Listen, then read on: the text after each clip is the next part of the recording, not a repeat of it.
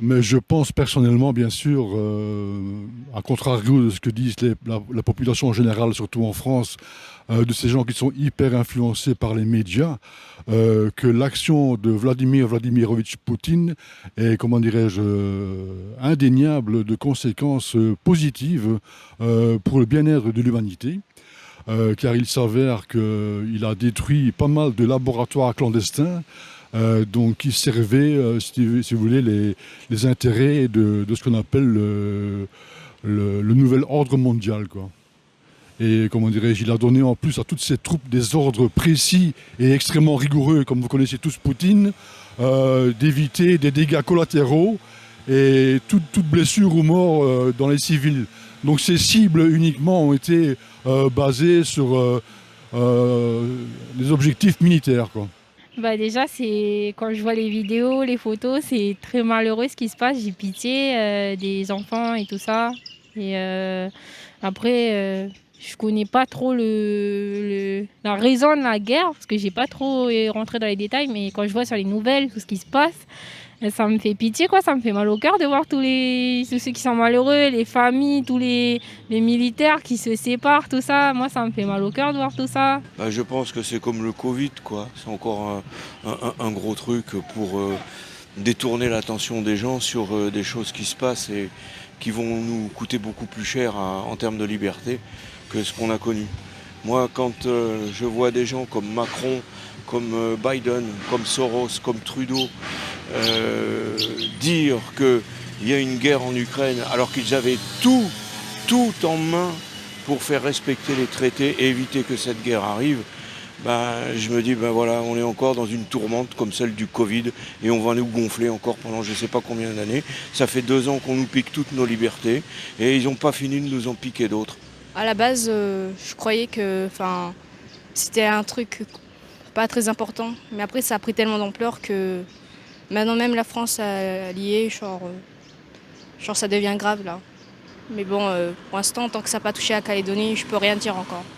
Pour l'Ukraine, il faudrait que tout ça, ça se termine. Il faudrait que ça. Vous voyez.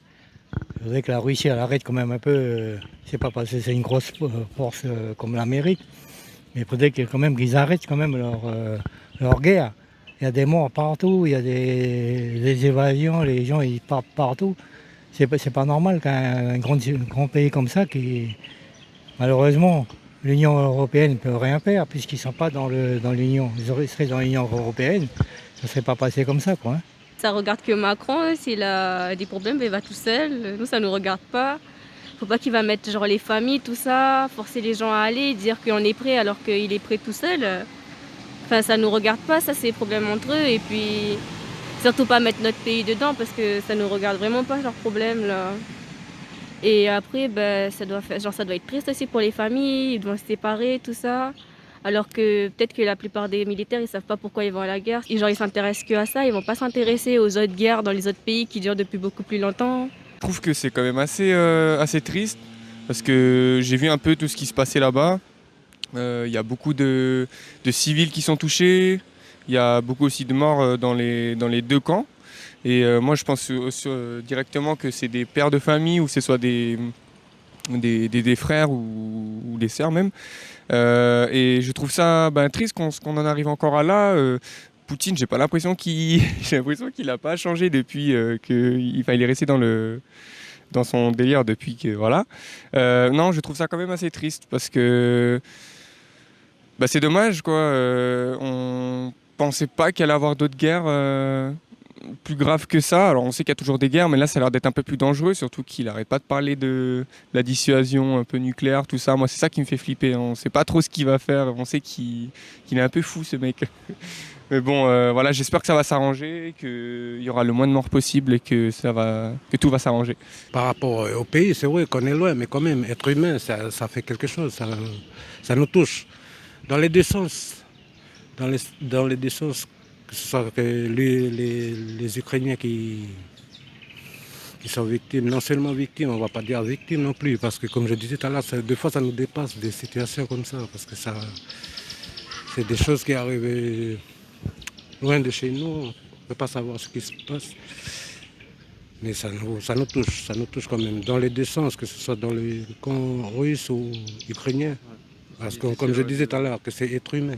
Bon, bah, c'est dommage hein, pour les civils, quoi. Les civils en Ukraine. Mais si j'ai bien compris, hein, j'espère que j'ai bien compris le problème, c'est qu'ils avaient signé les accords de Minsk, je crois. Minsk, quoi. Minsk, là, avec Poutine, là, avec l'Ukrainien, là, le président ukrainien.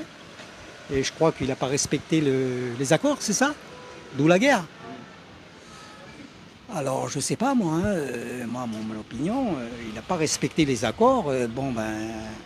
Qui est le responsable maintenant hein, de la guerre? Je ne sais pas, moi, je pense que c'est le président ukrainien. Maintenant, voilà, il y a des civils qui dégustent. Je ne suis pas trop d'accord, hein, là, parce que, là, il a menacé hein, avec l'arme nucléaire, hein, Poutine. Là, ça commence à faire peur, quoi.